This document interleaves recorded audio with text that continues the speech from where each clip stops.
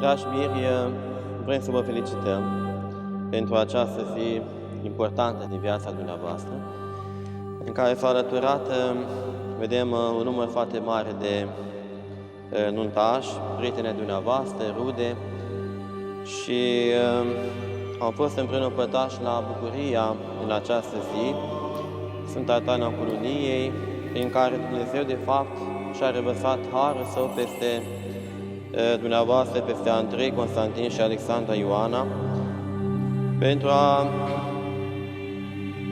merge mai departe pe drumul acesta al vieții și pentru a vă uni destinele și să fiți împreună, de fapt, până la sfârșitul vieții, având multă răbdare, multă bună înțelegere și multă dragoste.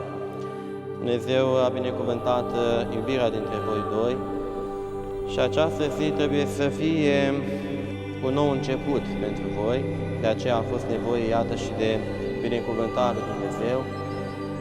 Orice nou început se face cu Dumnezeu pentru a avea spor de-a lungul urcușului acesta duhovnicesc, pentru că Taina Cununiei are rolul și de a vă câștiga mântuirea.